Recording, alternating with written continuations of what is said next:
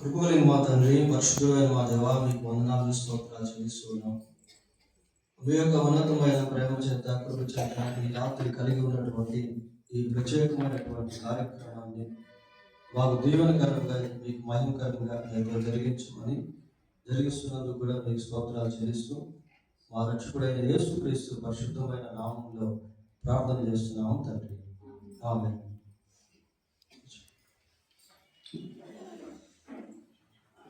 దేవుని మహాకృప చేత ఈ రాత్రి మనం ప్రత్యేకమైనటువంటి కార్యక్రమాన్ని కలిగి ఉన్నాం. ఈ కార్యక్రమాన్ని కలిగి ఉన్నటువంటి ఆలోచన దేవుడే మనకు ఇచ్చినందుకే దేవునికి స్తోత్రాలు చెల్లిస్తున్నాం. సహజంగా క్రిస్మస్ అనగానే మనకు గుర్తొచ్చేది డిసెంబర్ 25. అయితే మన సంఘంలో దేవుని దయ వలన డిసెంబర్ 1 నుండి దాదాపు జనవరి 20 వరకు కూడా అనేక క్రిస్మస్ సంబంధించినటువంటి కార్యక్రమాలను మనం కలిగి ఉన్నాం. ఇంచుమించు ఒక 40 రోజులు ఈ కార్యక్రమాలను మనం కలిగి దేవుని వాక్యాన్ని మనం అనేక కోణాల్లో అనేక విధాలుగా జ్ఞాపకం చేసుకుంటాం. ఇలాంటి దేవుని వాక్యాన్ని ఈ క్రిస్మస్ దినాల్లో దేవుడు మనకు ఇచ్చినటువంటి వర్తమానాల్లో కొన్ని మాత్రం జ్ఞాపకం చేసుకుంటా ఉన్నాం. The overview of Christmas messages, Christmas సందేశాల్లో కొన్ని అవుట్లైన్స్గా ఈ రాత్రి మనం ధ్యానం చేయబోతున్నాం. ఎందుకు మనం ఈ కార్యక్రమాన్ని కలిగి ఉన్నాము అంటే, ఎందుకు ఈ సందేశాలు ఆల్రెడీ మనం విన్నాము, యూట్యూబ్లో కూడా ఆల్రెడీ పెట్టాము, మళ్ళీ ఎందుకు రివ్యూ అంటే, it is not for a time killing, it is not for a time pass, it is not for a entertainment, but for application for our lives. ఎందుకు ఇది అంటే, ఇదేదో కాలక్షేపానికో లేకపోతే ఒక వినోద కార్యక్రమంలో కాకుండా మన జీవితానికి అన్వయించుకునేదానికి ఒక పనోరామా అన్నమాట. పనోరామా అంటే మొత్తం కలిపి ఒకే పిక్చర్లో మనం చూడటం, దాన్ని పనోరామా అంటారు. ఆ విధంగా ఈ మెసేజెస్ అన్నీ కూడా, అంటే ఆల్మోస్ట్ మనం అన్ని మెసేజెస్ ధ్యానం చేయాలి, కానీ కొన్ని మెసేజెస్ ఒక రకంగా కలిపి మళ్ళీ జ్ఞాపకం చేసుకోబోతున్నాం. మరి ఎక్కడెక్కడ మన జీవితానికి ఏ వాక్యాన్ని లేక ఏ తలపును అన్వయించుకోవాలో దాన్ని అన్వయించుకోవాలి అనే ఉద్దేశంతోనే ఈ కార్యక్రమాన్ని మనము కలిగి ఉన్నాం. So God is going to speak to everyone of us. మనందరితో కూడా దేవుడు తన వాక్యం ద్వారా మాట్లాడబోతున్న జాగ్రత్తగా ఈ సందేశాన్ని విందాం. మరి క్రిస్మస్ దినాల్లో ఎంతో మంది బయోగ్రఫీస్, జీవితాలను గురించి జ్ఞాపకం చేస్తున్నాం. వారిలో ఒకరు క్రీస్తు ప్రభువుకు తల్లిగా ఉన్నటువంటి మరియ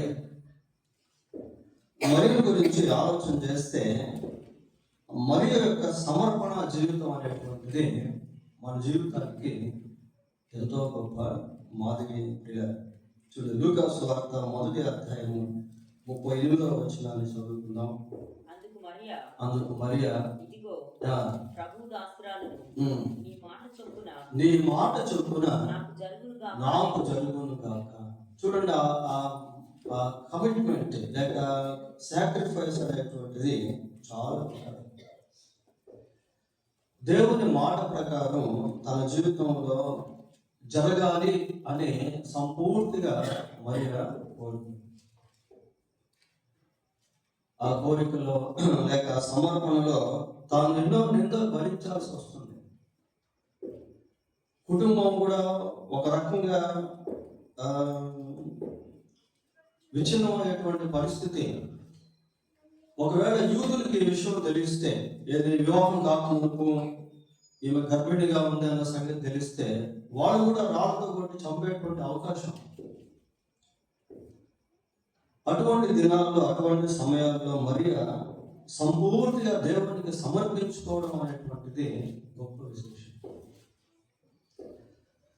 సామెతల గ్రంథం 3వ అధ్యాయం 6వ వచనం ఒకసారి చూడండి. 3వ అధ్యాయం, నీ ప్రవర్తన అంతటి యందు ఆయన అధికారమునకు ఒప్పుకొనుము, అప్పుడు ఆయన నీ త్రోవలను సరళము చేయును. నీ ప్రవర్తన అంతటి యందు ఆయన అధికారానికి ఒప్పుకోవడం,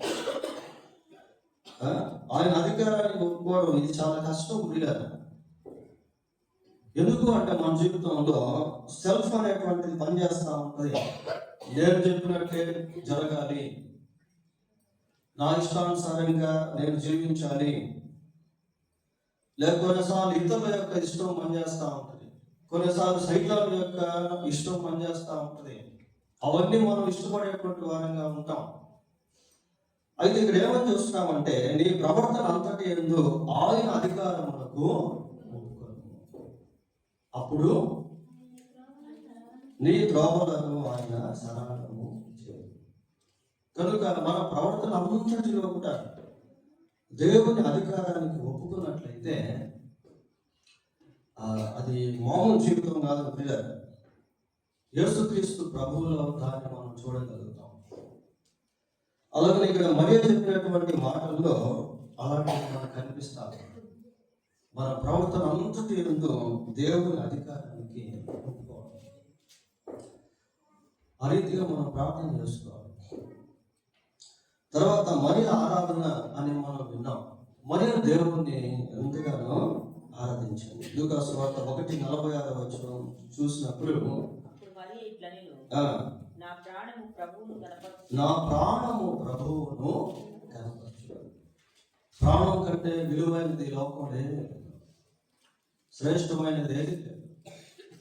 యేసు ప్రభు మాట్లాడుతూ ఒక మాట అన్నాడు. ఏమన్నాడంటే ఒక మనుషుడు లోకమంతా సంపాదించుకొని తన ప్రాణమును పోగొట్టుకుంటే, అంటే లోకమంతా ఒక త్రాసులో ఒక భాగంలో పెట్టి ప్రాణాన్ని ఒకవైపు పెడితే ప్రాణమే విలువగా ఉంటుంది. అటువంటి ప్రాణంతో దేవుడిని గణపరచడం అంటే హృదయాంతరంగంతో దేవుడిని గణపరచడం. నీ పూర్ణ ఆత్మతో, నీ పూర్ణ హృదయంతో, నీ పూర్ణ మనసుతో, నీ పూర్ణ బలంతో, పూర్ణ వివేకముతో నీ దేవుడైన యెహోవాను loving God with whole heart, with whole mind, with whole heart. మరియ తన ప్రాణంతో దేవుణ్ణి కనపరుస్తాను.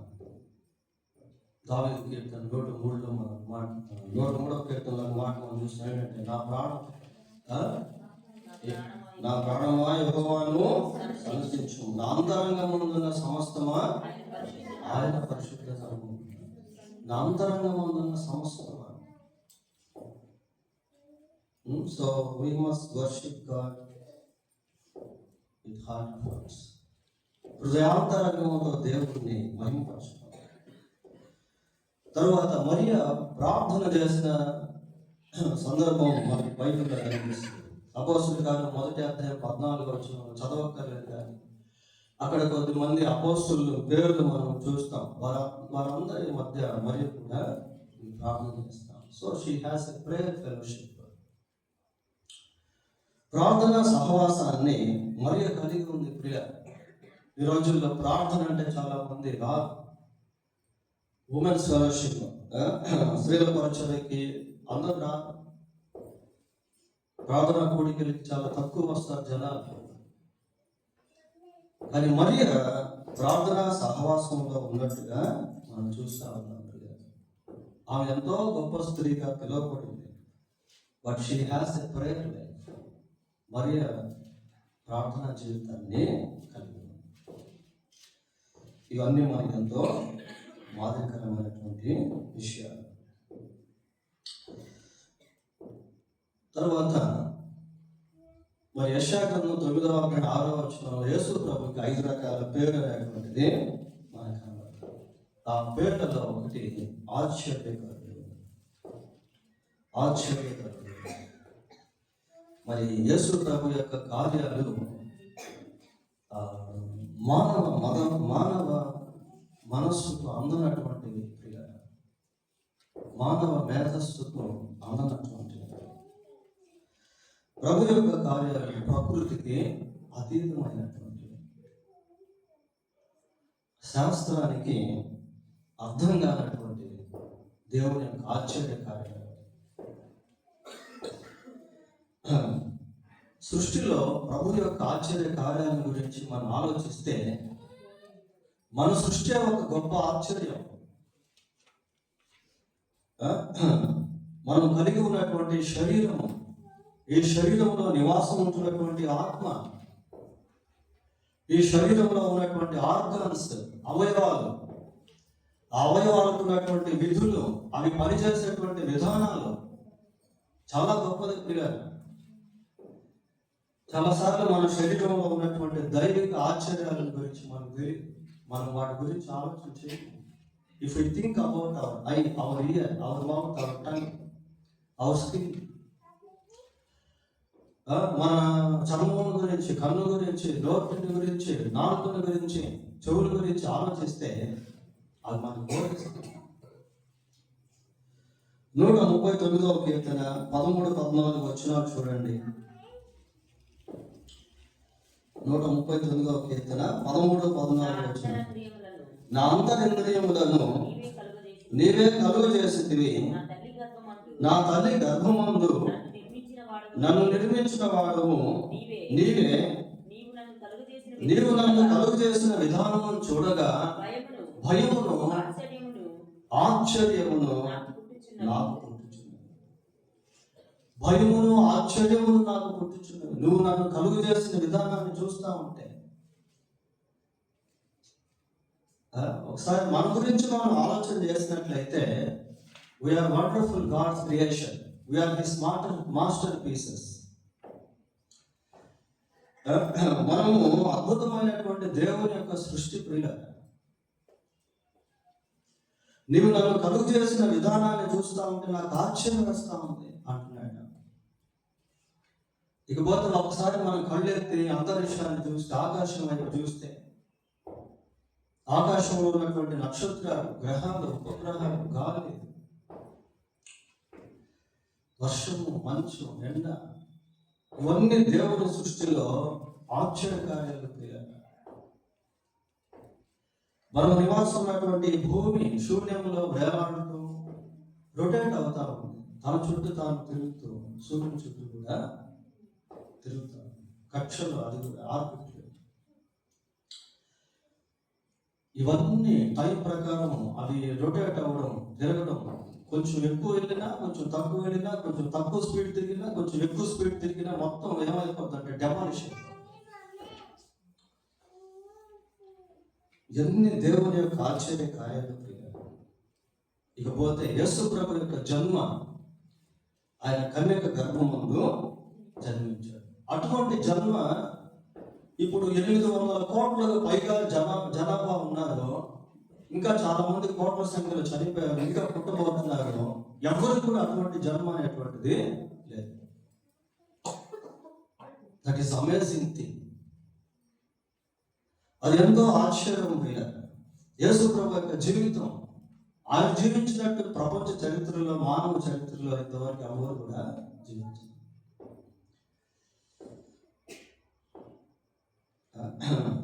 ప్రభు యొక్క మరణం ఆశ్చర్యకరమైనది.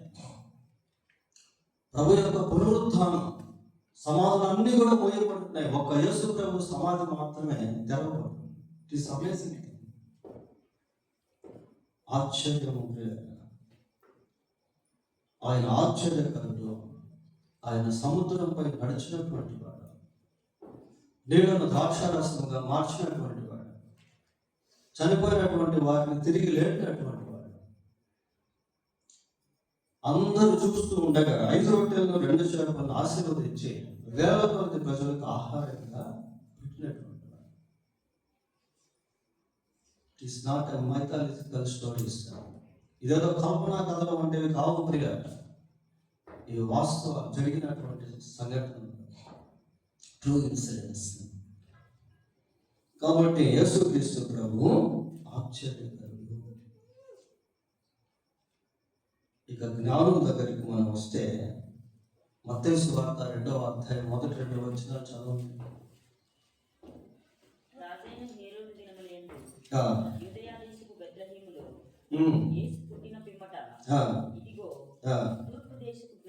తూర్పు దేశపు జ్ఞానులు, ఇక్కడ తూర్పు దేశపు జ్ఞానులు యేసు ప్రభు జన్మించిన పిమ్మట సుదూర ప్రాంతాల నుండి ఆయన వెతుక్కుంటూ యెరూషలేముకు చేరుకున్నారు. ఆయనను వెతికేటువంటి వారికి ఆయన దొరికేటువంటి దేవుడు. యేసుక్రీస్తు ప్రభు అందరికీ అందుబాటులో ఉండేటువంటి వాడు. ఎవరు ఆయన గురించి ఆలోచన చేసిన, ఎవరు ఆయనకు ప్రార్థన చేసిన వారికి ఆయన తను తాను బయలుపరుచుకుంటాడు. ఈ జ్ఞానులు క్రీస్తు ప్రభువును వెతుక్కుంటూ బహుదూర ప్రయాణము చేశారు. చివరికి యేసుక్రీస్తు ప్రభువుని కనుగొన్నారు. ఆ కనుగొన్నటువంటి సమయంలో ఆ మత్తయి సువార్త 2:10 మనం చూసి ఏం చేస్తామంటే, వారు ఆ నక్షత్రమును చూసి అత్యానంద భరితులై. అంటే ప్రభువును కనుగొనేటువంటి సమయంలో వాళ్ళు పొందినటువంటి ఆనందము అది లోక సంబంధమైనటువంటి ఆనందమునకు అతీతము. They feel with over joy, extreme.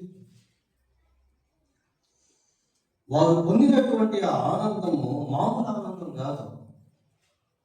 ఎవరైతే నిజంగా యేసుక్రీస్తును కనుగొంటారో వారి హృదయంలో గొప్ప సంతోషం అనేటువంటిది ఉంటుంది.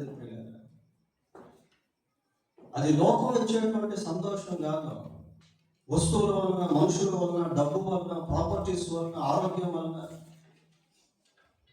విద్య వలన, ఉద్యోగాల వలన కలిగేటువంటి సంతోషం కాదు అది. We can't compare this joyfulness with other things of the world.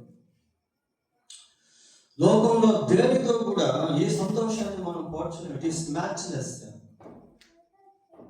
అది సాటిలేనటువంటిది. ప్రియ యేసు ప్రభు ఒక మాట అంటాడు 14:27 యోహాను సువార్తలో ఏమంటాడంటే, నా శాంతిని మీకు ఇచ్చుచున్నాను, లోకం ఇచ్చినట్టు కాదు. I give you my peace. నా శాంతిని ఇస్తున్నాను. లోకంలో ఎంతో మందికి శాంతి లేదు, సమాధానం లేదు. సమాధానం లేదు ప్రియ. అయితే దేవుడు ఇచ్చేటువంటి ఆ శాంతి, సమాధానం చాలా ఉన్నాయి. సర్వోన్నతమైన స్థలంలో దేవునికి మహిమయు, ఆయనకి ఇష్టమైన మనుషులకు భూమి మీద సమాధానం. ఆయన మీద విశ్వాసం ఉంచినటువంటి వారు అనుభవించేటువంటి సమాధానం. ఇంకా ఈ జ్ఞానులు they were taught by God, దేవుని చేత బోధించబడిన జ్ఞానం. మనం చదవక్కర్లేదు, కానీ ఆ మత్తయి సువార్త 2:12 చూస్తే వారు దేవుని చేత బోధింపబడినట్టుగా చూస్తారు. వీళ్ళ మన జీవితంలో కూడా ఎన్నో సందేశాలు దేవుడు మనకి ఇస్తాడు. ఎన్నో సందేశాలు we also are taught by God. మనం కూడా దేవుని చేత బోధించబడతాం. 32వ కీర్తన 8వ ఒకసారి చదవండి. 32వ కీర్తన 8వ నీకు ఉపదేశము చేసేదను, నీవు నడవవలసిన మార్గమును నీకు బోధించదను, నీ మీద దృష్టి ఉంచి నీకు ఆలోచన. ఎంత మంచి మాట! నీవు నడవవలసిన మార్గమును నీకు బోధిస్తాను.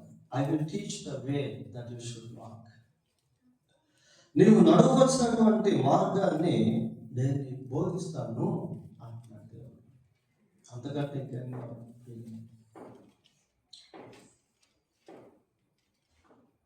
తర్వాత ఇమ్మానుయేలు పేరునకు భాషాంతరమున దేవుడు మనకు తోడని అర్థము.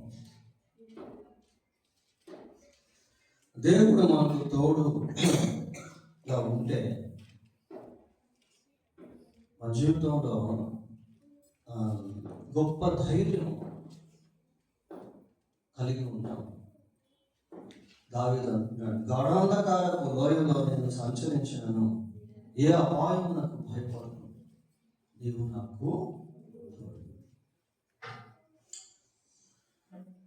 దేవుని తోడుని గురించి బైబిల్లో ఎన్నో విషయాలు మనం చూస్తాం. ఆదికాండం 21వ అధ్యాయము 20వ వచనం చదువుకుందాం. ఆదికాండం 21:20. ఆ చిన్నవానికి తోడై ఉండేను. ఎవరు ఆ వ్యక్తి? ఇష్మాయేలు. దేవుడు ఆ చిన్నవానికి తోడై ఉండేను. చిన్న పిల్లలకు కూడా దేవుడు తోడుగా ఉంటాడు. ఇష్మాయేలు దేవుని సన్నిధిలో ప్రార్థన చేశాడు. సమూయేలు దేవుని సన్నిధిలో ప్రార్థన చేశాడు. దావీదు దేవుని సన్నిధిలో ప్రార్థన చేశాడు. ప్రార్థన చేసేటువంటి పిల్లలకి దేవుని కాపుదల ఉంటుంది. ప్రార్థన చేసేటువంటి పిల్లలతో దేవుడు ఉంటాడు. పిల్లలు ప్రార్థన చేస్తే దేవుడు ఖచ్చితంగా ఉంటాడు. 100% షూర్.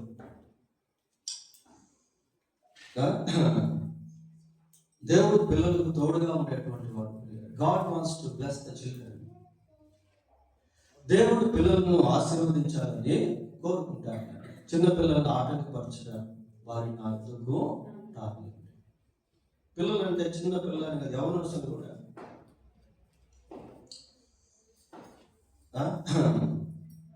ఇష్మాయేలు ఈ సమయంలో ఆల్మోస్ట్ 17 years వరల్డ్,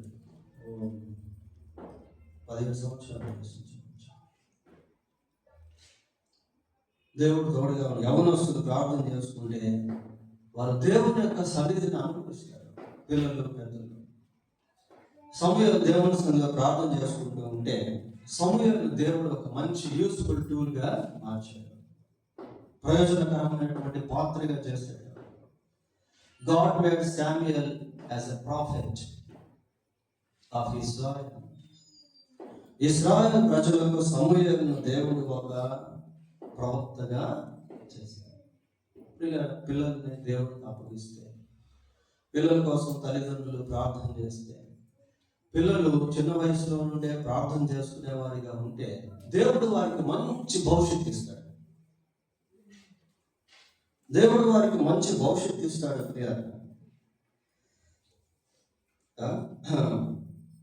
ఆదికాండం 35వ అధ్యాయం 3వ వచనం చూడండి. 35:3. యాకోబు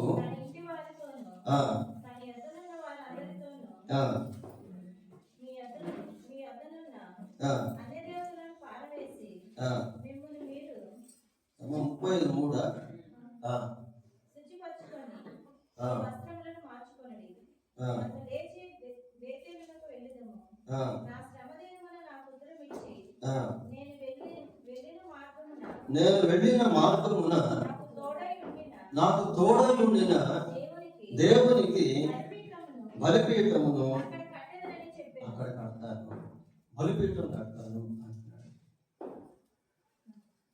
నా శ్రమలో నాకు తోడైనటువంటి దేవుడు, నేను వెళ్ళినటువంటి మార్గంలో నాకు తోడైనటువంటి దేవునికి బలిపీఠం కడతాను. యాకోబు. మన యాకోబు జీవితాన్ని గమనిస్తే, యాకోబు తన కుటుంబాన్ని విడిచి పద్దనరాము వెళ్తున్న సమయంలో దేవుడు యాకోబుతో మాట్లాడాడు. అక్కడ ఒక రాతిని పాతి నూనె పోసాడు.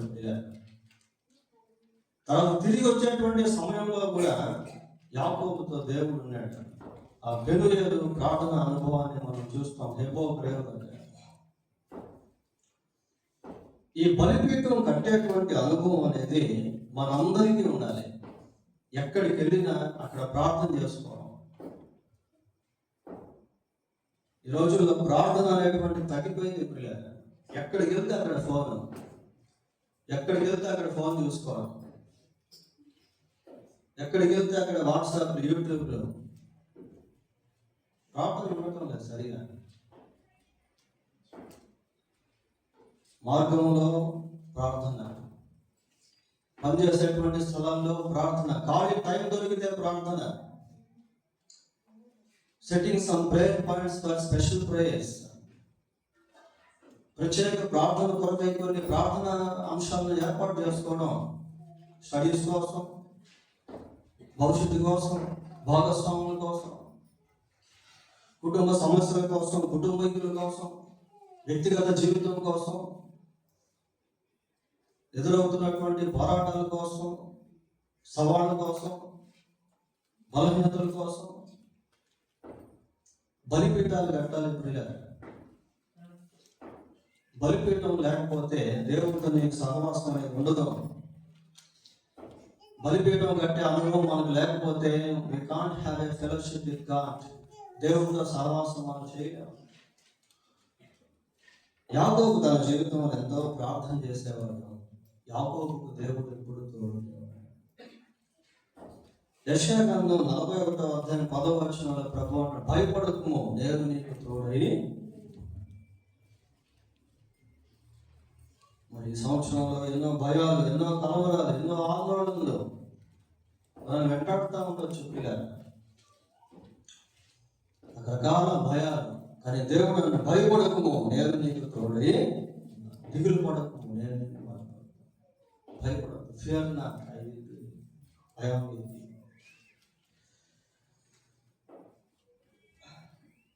తర్వాత సాధారణ స్త్రీలో కనిపించేటువంటి గొర్రెల కాపరులు ప్రేరణ వారిని దేవుడు దర్శించాడు. ఈ భాగం మనకు లూకా సువార్త 2వ అధ్యాయంలో కనబడుతుంది. లూకా సువార్త 2వ అధ్యాయం 15వ వచనం ఒకసారి చూడండి. ఆ దూతలు తమ యొద్ద నుండి పరలోకమునకు వెళ్ళిన తరువాత, ఇక్కడ దూతలు వచ్చారు, ప్రభువుల గురించి ప్రకటించారు, ఆరాధించారు, తిరిగి వెళ్ళిపోయారు. వాళ్ళ పాత్ర కంప్లీట్ అయింది. మన జీవితంలో కూడా దేవుడు చేయాల్సినవి చేసి ముగిస్తాడు. అక్కడి నుంచి మనం చేయాల్సినవి ప్రారంభించాలి. అక్కడి నుంచి మన ముందు పని మనం చేయాల్సింది మనం ప్రారంభించాలి. ఆ దూతలు వచ్చారు, వాళ్ళు వెళ్ళిపోయారు. చదవండి. ఆ గొర్రెల కాపరులు జరిగిన ఈ కార్యములను ఎవరు తెలియజేశారు? ప్రభువు మనకు తెలియజేశాడు. దూతలు కాదు, ప్రభువు మనకు తెలియజేశాడు. ఈ కార్యాలు సేవకులు కాదు, కార్యక్రమాలు కాదు, క్రిస్మస్ కాదు, దేవుడే దీన్ని తెలియజేశాడు. ఆ ప్రగాఢ విశ్వాసం, దృఢ నమ్మకం, నిశ్చయత, ప్రభువు మనకి కార్యాలు తెలియజేశాడు. అలా మాట్లాడేటువంటి విధానం ఎలాంటిది అంటే దేవుణ్ణి ఘనపరిచేటువంటి విధానం, దేవుణ్ణి గౌరవించేటువంటి విధానం. దేవుడు నాకు ఈరోజు మాట్లాడాడు. ప్రభువు మనకి కార్యము తెలియజేశాడు. They put into practice what they listen. వాళ్ళు దేన్నైతే విన్నారో దాన్ని ఆచరణలోకి పెట్టుకుంటా ఉన్నారు. మొదటి బెత్లెహేముకు మనం వెళ్దాం. దేవుడు మనకి కార్యాలు తెలియజేశాడు కాబట్టి we should not stay here. మనం ఇక్కడే ఉండకూడదు. We must go for seeking the fact Jesus. ఆ శిశువు అయినటువంటి యేసును మనం వెతికేదానికి వెళ్తాం. In fact Jesus.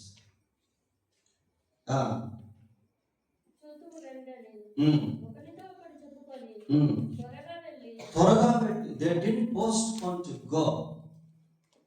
వెళ్ళేదానికి వాయిదా వేయట్లేదు ప్రియులారా, త్వరగా వెళ్ళిపోతా ఉన్నారు. కొన్నిసార్లు మన జీవితంలో ఎన్నో విషయాల్లో వాయిదా వేస్తూ ఉంటాం. నిజంగా ఇది చాలా బాధాకరమైనటువంటి విషయం అనిపిస్తుంది. ఎన్నో అనుకుంటాం దేవుని కోసం, కానీ చేయలేకపోతాం. వీళ్ళు వాయిదా వేయకుండా త్వరగా వెళ్ళారు. వెళ్ళినట్టుగానే ఆ శిశువును తొట్టిలో పండుకొని చూచారు. అక్కడ ఆనవాళ్ళ గురించి మనం ధ్యానం చేయొచ్చు. దూత ఏదైతే చెప్పాడో 100% అక్కడ అదే వాడు చూశాడు. ఆ శిశువు తొట్టిలో కరుణుట మీరు చూస్తారు. అలాగే చూశారు. అంటే యేసుక్రీస్తుని గురించినటువంటి ఆ రుజువులు ఆనవాళ్ళు ప్రపంచంలో అలాగే మిగిలిపోయినాయి, అవి మార్చుకోలేదు. ఎంతో మంది లోకంలో మహానుభావులుగా పిలువబడినటువంటి వారు కాలగర్భంలో కలిసిపోయారు ప్రియులారా. కానీ యేసు ప్రభు యొక్క జీవితం అనేది ఇప్పటికీ అలాగే సజీవంగానే, ఆయన పుట్టిన స్థలాలు, ఆయన పెరిగిన స్థలం, ఆయన తిరిగినటువంటి స్థలాలు, ఆయన చేసినటువంటి ఆశ్చర్యాలు, ఆయన శిలువ మరణము, ఆ తెరవబడినటువంటి సమాధి, ప్రభువు పుట్టినప్పుడు విభజింపబడిన చరిత్ర, ఎవ్రీథింగ్ ఆఫ్ యేసు ప్రభువుకు సంబంధించిన సమస్త రుజువులు, ఎవిడెన్సెస్ ఇక్కడ అలాగే. కాబట్టి ప్రతి ఒక్కరు యేసు ప్రభువు నమ్మవచ్చు ప్రియులారా. బైబిల్ ఒక మాట ఉంటుంది, ఏమంటుందంటే పాపులను రక్షించుట క్రీస్తు యేసు లోకమునకు వచ్చినను వాక్యము నమ్మదగినదియు పూర్ణాంగీకారమునకు యోగ్యమున్నదయ్యో ఉన్నది. నమ్మదగినది, పూర్ణ అంగీకారం అంటే సంపూర్తిగా నీవు అంగీకరించవచ్చు. తెలిసిన ఇది నువ్వు సంపూర్తిగా అంగీకరించవచ్చు ఆ వాక్యాన్ని. తర్వాత వాడు ఏం చేశారంటే 17వ వచనంలో గొర్రెల కాపరులు ఏం చేస్తున్నారు, వారు చూచి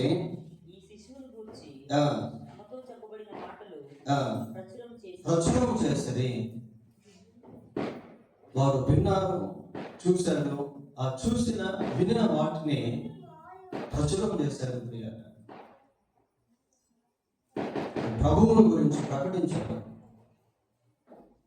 కాబట్టి మనం కూడా ఏదో ఒక విధంగా స్వార్థ.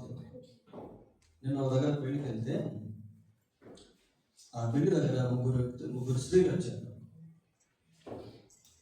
వాళ్ళు జస్ట్ అక్కడ చర్చిలోకి వచ్చి మళ్ళీ వెళ్ళిపోతూ ఏమంటారంటే, మేము అసలు ఇదే ఫస్ట్ టైం చర్చికి రావడం, ఎప్పుడు మేము చర్చికి వెళ్ళలేదు, ఇదే ఫస్ట్ టైం మేము చర్చికి రావడం, ఊరికి చూద్దామని వచ్చామని చెప్పి వాళ్ళు వెళ్ళిపోతా ఉంటే ఆ పెళ్లికి సంబంధించిన వాళ్ళు ఉండండి భోజనం చేసుకెళ్ళండి అంటున్నారు. లేదు నేను అలాగే వెళ్ళిపోయాను. వెంటనే నా బైబిల్ ఓపెన్ చేస్తే భూమి మీద ఒక పత్రిక నా దగ్గర, వాళ్ళలో ఒకరికి ఇచ్చి చదువుకోమంటే సంతోషంతో తీసుకెళ్ళారు. We should always be ready to hand over the gospel to the people who are in need of Jesus. యేసు ప్రభు యొక్క అవసరతలో ఉన్నటువంటి ప్రజలకి సువార్త అందించేటువంటి విషయంలో మనం ఎప్పుడు సిద్ధంగా ఉండాలి. మీ దగ్గర కూడా పెట్టుకోండి మన పత్రికలు. అది ఎంతో ప్రార్థనతో ఉపవాసం ఉండి దేవుని సన్నిధిలో కనిపెట్టి రాసినటువంటి పత్రికలు అది.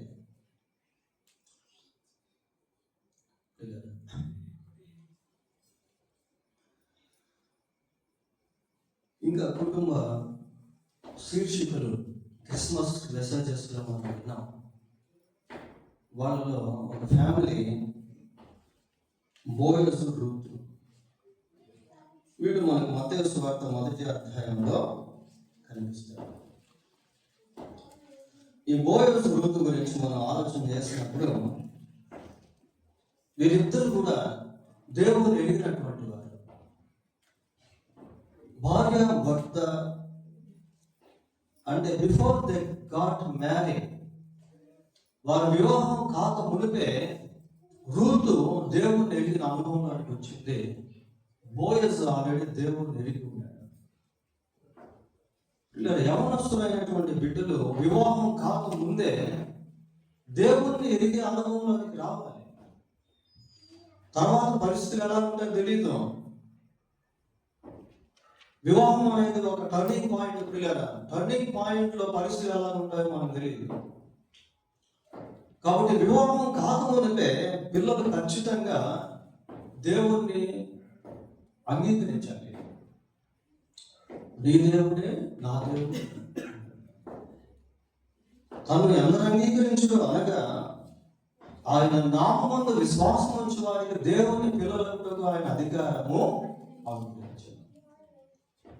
సో బిఫోర్ గెటింగ్ మ్యారీడ్, వివాహం చేసుకోక ముందే నీవు దేవుని ఎరిగిన అనుభవానికి రావాలి. వచ్చిన తర్వాత దేవుని ఎరిగినటువంటి వ్యక్తిని వివాహము చేసుకోవాలి. ఈ రెండు జరిగితే ఆ కుటుంబ వ్యవస్థ ఎలా ఉంటుందంటే ఖచ్చితంగా పరలోకం లాగా.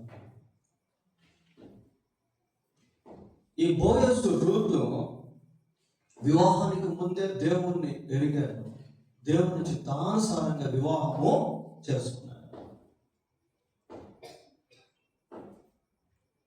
తర్వాత బోయజ్లో మోరల్ ఎథిక్స్ అనేటువంటి మనకు కనబడతాయి. నైతిక సంబంధమైనటువంటి Boaz he has the blessed tongue.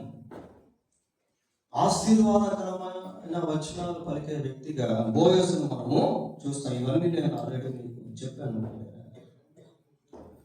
Ruth గ్రంథం 2వ అధ్యాయం 4వ వచనం 12వ వచనంలో బోయజ్ యొక్క మాటల్లో దేవుని యొక్క పేరు అనేది కనిపిస్తుంది. అంతేకాకుండా బోయజ్ దేవుని ఎరిగినటువంటి వాడిగా మనం చూస్తాం. బోయజ్ దేవుని యొక్క ఉపకార బుద్ధి కలిగినటువంటి వాడిగా ఆ 2వ అధ్యాయం 20వ వచనంలో రూతు గ్రంథం 2:20లో మనకు కనబడుతుంది. బోయజ్ ఉపకార బుద్ధి కలిగినటువంటి యెహోవా అందరికీ ఉపకారి, హెల్పింగ్ నేచర్. తర్వాత రూతుని గురించి ఆలోచిస్తే క్యారెక్టర్లో రూతు మరి సత్ప్రవర్తన ఎందు అభివృద్ధి చెందిన స్త్రీగా చూస్తాం. ప్రియ సత్ప్రవర్తన ఎందు అది రూతు గ్రంథం 3వ అధ్యాయం 10వ వచనంలో. తర్వాత వారిద్దరికి వివాహమైనటువంటి స్థితి 4:10లో మనం చూస్తాం. వారు ప్రజల ద్వారా ఆశీర్వదింపబడిన స్థితి 4:11-12 రూతు గ్రంథంలో. They were blessed by people. ఆ బ్లెస్ చేసినటువంటి ప్రజలు ఎవరు అంటే దేవుని ఎరిగినటువంటి వారు. అందుకే వారి నోట దేవుని మాట రావడం మనం చూస్తాం. దేవుని బిడ్డల నోట ఆశీర్వాదం ఉంటుంది, శాపాలు ఉండవు, ఉండకూడదు. ఆశీర్వాదపు మాటలు ఉంటాయి. పిల్లగా వాళ్ళు ఆశీర్వదిస్తే దేవుడు వారిని ఆశీర్వదిస్తాడు. నిన్ను ఆశీర్వదించు వారిని నేను ఆశీర్వదిస్తాను. నువ్వు ఆశీర్వాదకరంగా ఉండవు. మీ నోట శాపం, మీ నోట ఆశీర్వచనమే.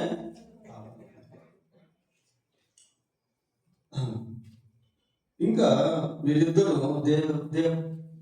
దే ప్రొడ్యూస్డ్, వాళ్ళు దైవిక సంబంధమైనటువంటి బిడ్డలను అందించారు. బిడ్డలు అది 4:13లో మనం చూస్తాం. బోయజ్ రూతునందు ఓబేదును కనెను, ఓబేదు దావీదు తండ్రి అయిన యెషేని కనెను. దావీదు వంశంలో నుంచి యేసుక్రీస్తు ప్రభువు జన్మించాడు.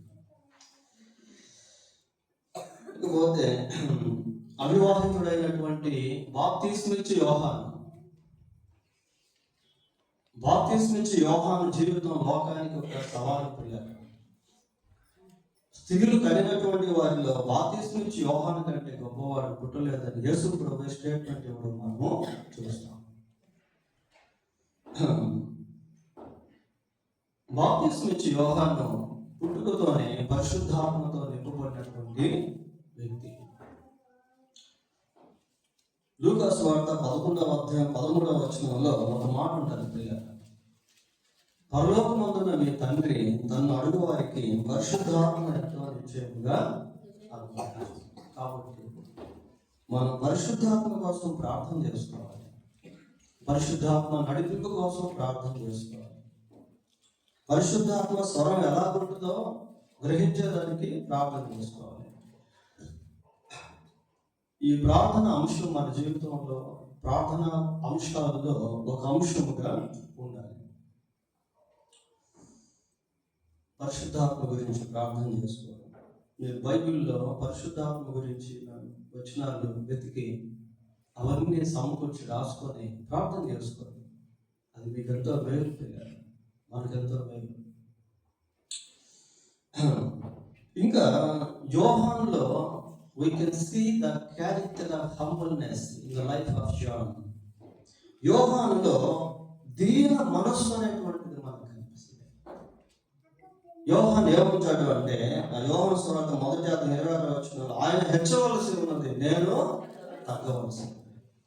ఇది ఎప్పుడు మనం మర్చిపోకూడదు. దేవుడు మనల్ని ఎంత హెచ్చించినా, ఎటువంటి ఉన్నత స్థాయిలో ఉంచినా, మనం ఎప్పుడు ఏమనుకోవాలంటే ఆయన హెచ్చవలసి ఉన్నది, నేను తగ్గవలసి. ఎంత స్థాయికి వెళ్ళిపోయినా పర్వాలేదు ప్రియుల. అలాగనే ఎంత కింద స్థాయిలో ఉన్నా కూడా దేవుణ్ణే హెచ్చించాలి. యోహాను అంటున్నాడు, ఆయన హెచ్చవలసి ఉన్నది, నేను తగ్గవలసి. అంటే we should always glorify God in every part of our life. Even though we are exalted by God more and more. దేవుని ద్వారా అత్యధికంగా మనం హెచ్చింపబడినప్పటికీ ఎప్పుడు మనం దేవుడిని మహిమపరచాలి. ఇంకా యోహాను ఏం చేస్తున్నాడంటే, ఆ 1:29 యోహాను సువార్తలో యేసు ప్రభువుని గురించి మాట్లాడుతూ అంటున్నాడు, ఇదిగో లోక పాపమును మోసుకొని పోవు దేవుని. He introduced Jesus to the world as the Lamb of the world. లోక పాపమును మోసుకొని పోయే దేవుని గొర్రె పిల్లగా లోకానికి పరిచయం చేసినటువంటి వ్యక్తి బాప్తిస్మిచ్చి యోహాను. లోక పాపమును మోసుకొని పోవు దేవుని గొర్రె పిల్ల అంటే అది యూనివర్సల్ వర్డ్స్. అది ప్రపంచంలో ఉన్న మనుషులందరికీ, అన్ని జాతి మనుషులకు సరిపడ వచనం. అది వాళ్ళ బౌద్ధులైనా, హిందూస్ అయినా, ముస్లిమ్స్ అయినా, జైనులైనా, నాస్తికులైనా, యూదులైనా, వాడు ఎవరైనప్పటికీ కూడా వాళ్ళ పాపాన్ని కూడా యేసు ప్రభువు మోసాడు.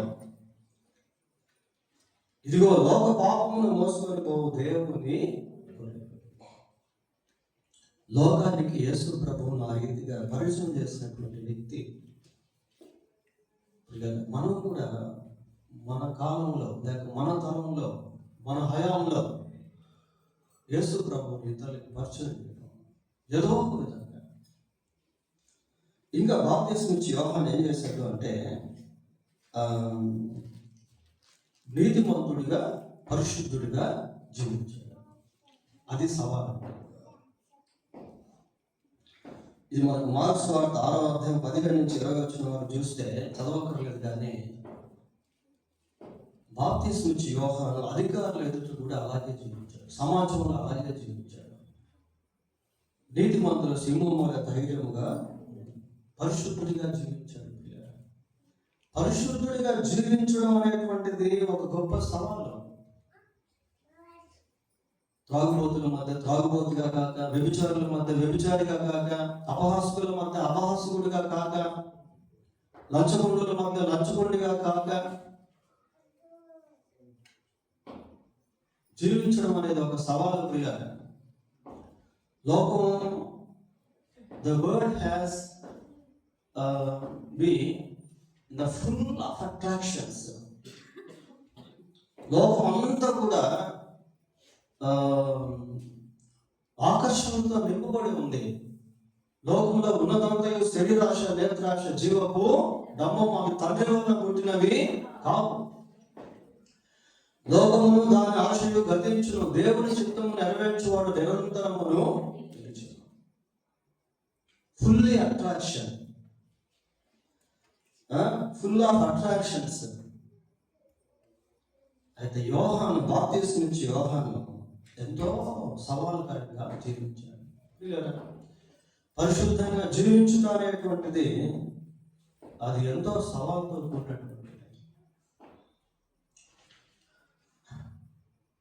ఇంకా బాప్తిస్మం ఇచ్చే యోహాను ప్రభు కొరకు కొద్దిమంది శిష్యులను తయారు చేశాడు.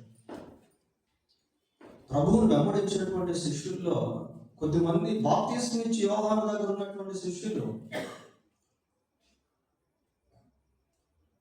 కొద్దిమంది శిష్యులను తయారు చేయడం. మనం బైబిల్ ట్రైనింగ్ చేసాం కదా చర్చిలో 2 సార్లు, making others disciples for Christ.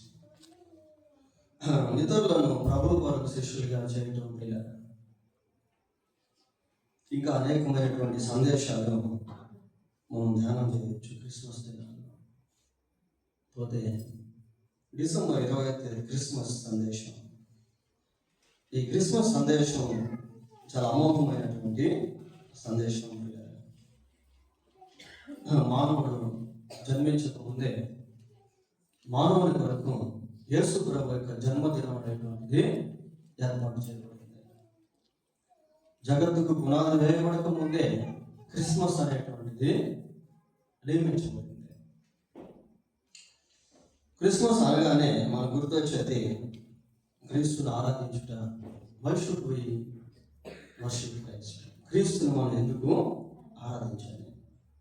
4 విషయాలు జ్ఞాపకం చేసుకున్నాం. మొదటిగా ఆయన సృష్టికర్త అయిన దేవుడు కనుక ఆయన మనము ఆరాధించాలి. కొలస్సీ 1:16. రెండవదిగా ఆయన మనకు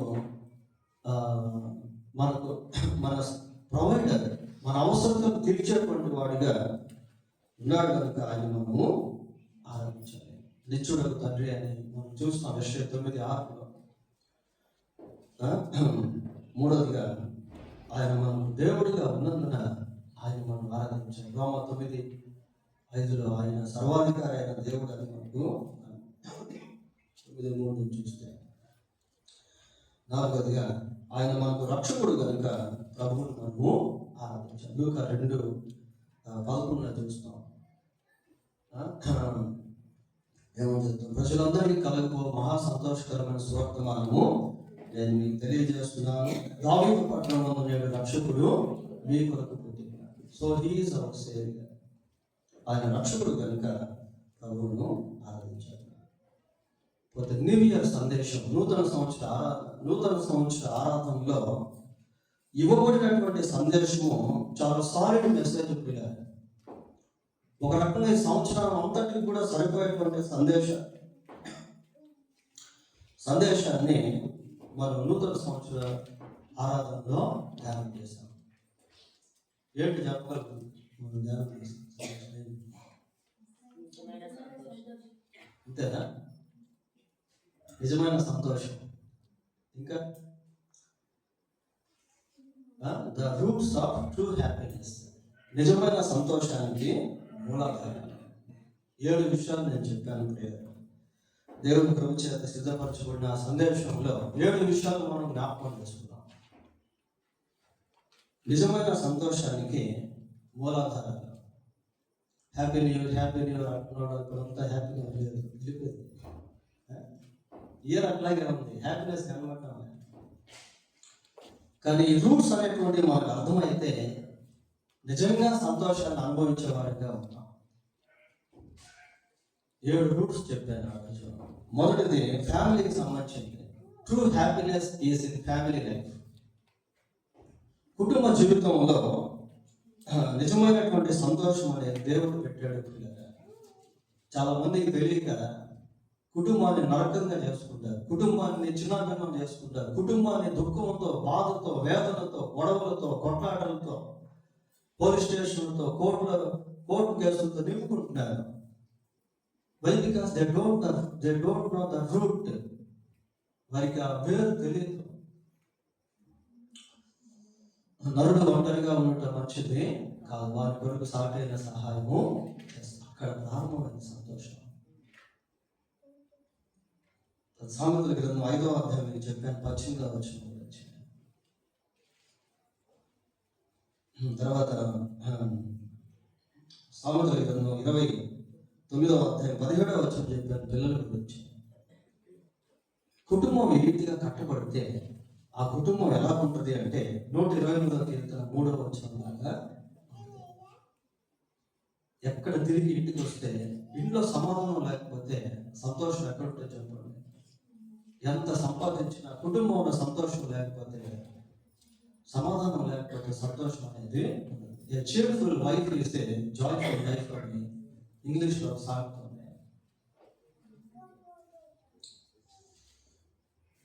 పోతే రెండవ రూట్ ఏంటి అంటే the true happiness is in repentance. మారు మనసు పొందుట్లో నిజమైనటువంటి సంతోషం ఉంటుంది. ఈ సంతోషాన్ని లోకంలో ఏ సంతోషంతో కూడా మనం పోల్చలేము. అందుకే పేతురు తన పత్రికలో దాని గురించి రాస్తూ, పేతురు రాసిన 2వ పత్రిక 1వ అధ్యాయం 9వ వచనంలో చెప్పన శక్యము కానీ మహిమాయుక్తమైన సంతోషము అంటాడు. ఒకసారి చదవండి అన్నమాట. 1వ అధ్యాయం 9వ వచనం పేతురు రాసిన ఫస్ట్ ఏం చదవండి. మీరు ఆయనను చూడకపోయినను ఆయనను ప్రేమించుచున్నారు, ఇప్పుడు ఆయనను కన్నులారా చూడకయే విశ్వసించుచు మీ విశ్వాసమునకు ఫలమును అనగా ఏం పొందుతున్నారట? ఆత్మరక్షణను పొందొచ్చు. ఆత్మరక్షణ పొందకపోతే నిజమైన సంతోషం ఇక్కడ ఉండదు, చనిపోయిన తర్వాత అసలు ఉండదు.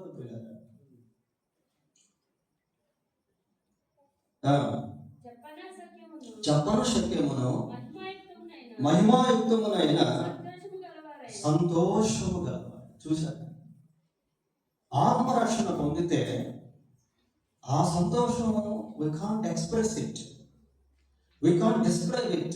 మనం దాన్ని వర్ణించలేము. ప్రియ చెప్పన శక్యము కానీ మహిమాయుక్తమైన సంతోషాన్ని అనుభవిస్తాం. ఫిలిప్పు నపుంసకుడు ఫిలిప్పు ద్వారా బాప్తిజం తీసుకున్నప్పుడు సంతోషంగా అక్కడి నుంచి వెళ్ళిపోయాడు. అది అపోస్తలుల 2వ అధ్యాయం. మనకి ఆ సంతోషం మామూలు సంతోషం కాదు. అది నువ్వు మారు మనసు ఏ రోజైతే పొందుతావో ఆ రోజు నీ హృదయంలో కలిగేటువంటి ఆ సమాధానం, ఆ సంతోషము ఇంతకు ముందు ఇకపై కూడా ఎప్పుడు అనుభవించినటువంటి సంతోషం. అని అంత గొప్ప సంతోషం, చెప్పన శక్యము కానీ మహిమాయుక్తమైన సంతోషం. అది the true happiness, the roots of true happiness. అది క్లియర్. మూడవదిగా ట్రూ హ్యాపీనెస్ ఇన్ గాడ్, దేవునిలో ఉండేటువంటి సంతోషం. దాని గురించి మనం చెప్పుకున్నాం. 43వ కీర్తన 4వ వచనంలో దేవుని గురించినటువంటి సంతోషాన్ని మనము చూస్తాం. దేవుడు మనకు సంతోషం ఇచ్చేవాడుగా ఉన్నాడు. ప్రేయింగ్ అండ్ ప్రైజింగ్, ప్రార్థన, స్తుతి, ఆరాధన, దీంతో దేవునితో మనం సహవాసాన్ని కలిగి ఉన్నప్పుడు మన హృదయంలో గొప్ప సంతోషం ఉంటుంది. నీకు కలిగే వేదనలు, బాధలు, భయాలు, ఆందోళనలు ఇవన్నీ తీసుకెళ్ళి ప్రార్థన చేసి దేవుని ముందు పడేసామనుకో, అవన్నీ వెళ్ళిపోయి నీ హృదయంలో గొప్ప సమాధానం, సంతోషం అనేది దేవుని స్తుతిస్తూ ఉన్నప్పుడు కలిగేటువంటి సంతోషం. దావీదు నాట్యం ఆడాడు అంటే ఎంత సంతోషం లేకపోతే అలాగే ఆడుంటాడు. చూడండి, అంత సంతోషం. పౌలుని తీసుకెళ్ళి చెరసాల్లో పడేసి అక్కడ వాడు సంతోషంతో పాటలు పాడుతా ఉన్నారు శ్రమలో. అంత సంతోషం, దేవుడిచ్చే సంతోషం. తర్వాత 4వది the true happiness in the church. సంఘంలో నిజమైన సంతోషం, సంఘ సహవాసంలో. అపోస్తలుల కార్యం 2వ అధ్యాయం 46-47 వచనాలు మనం చూస్తాం, చదవక్కర్లేదు. కానీ ఆనాటి సంఘ సహవాసంలో విశ్వాసులు గొప్ప సంతోషాన్ని అనుభవించారు. సంఘ సహవాసంలో గొప్ప సంతోషం అనేది దాగి ఉంది. ఈ రోజుల్లో చాలా మంది సంఘాలను వదిలేసి వెళ్ళిపోతున్నారు, సంఘాలకు రావడం మానేస్తున్నారు, సంఘ సహవాసాన్ని కోల్పోతున్నారు. ఆ మంట చల్లారిపోతా ఉంది. సంఘంలోనే భక్షించుకుంటారు, సంఘంలోనే వివాదాలు, సంఘంలోనే గొడవలు, సంఘంలోనే అసమాధానం, సంఘంలోనే చీలికలు.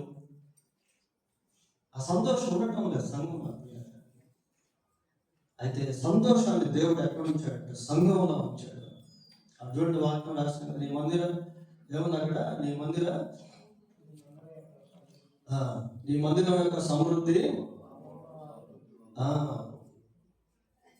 నీ ఆనంద ప్రవాహంలో నీ వారికి ఇక దేవుని యొక్క ఆనందం, దేవుని యొక్క సంతోషం. తర్వాత 5వది కదా, true happiness is in God's word. దేవుని వాక్యంలో గొప్ప సంతోషం అనేది ఉంది. ఈ ధర్మశాస్త్రం ఆనందించు, దివారాత్రం దాన్ని ధ్యానించేవాడు ఆనందించు. దేవుని వాక్యం ఆనందం.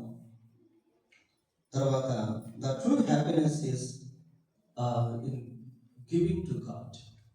దేవునికి ఇచ్చుటలో మన గొప్ప సంతోషాన్ని అనుభవించగలుగుతాం. అలాగే 3:10-12 వరకు చదివితే అక్కడ ఇవ్వడం గురించి ఉంటుంది.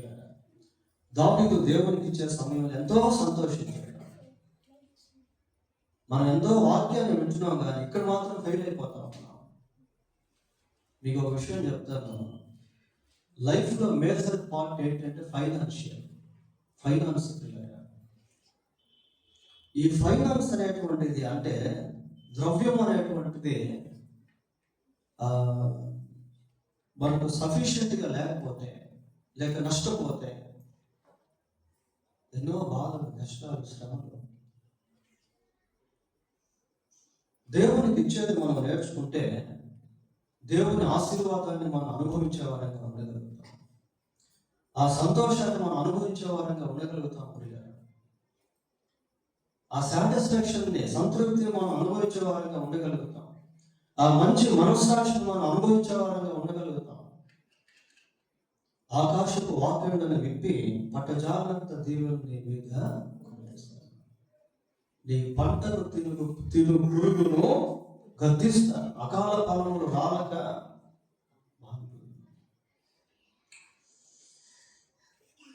ఇచ్చుట్లో, దేవునికి ఇచ్చుట్లో గొప్ప సంతోషం అనేది దాగి ఉంది ప్రియారా. అది ఇచ్చేటువంటి వారికి అర్థం. కొద్ది చివరిగా మనం ఆ రోజు ధ్యానం చేస్తాం. అర్థమానం the true happiness is in soul winning. ఆత్మను సంపాదించడంలో గొప్ప సంతోషం అనేది ఉంది. ఈ సంతోషం మామూలు సంతోషం కాదు.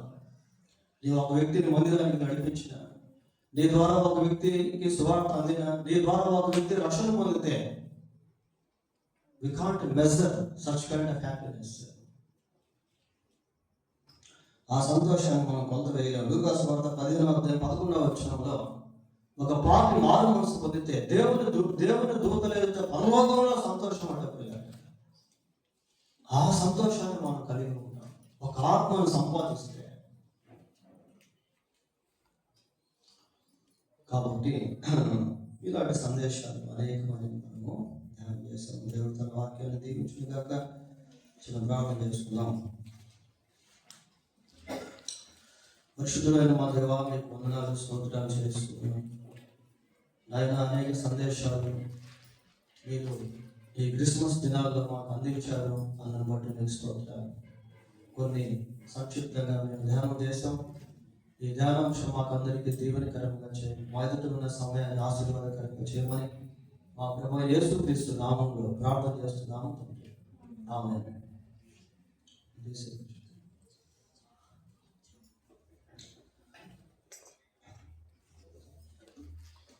మనం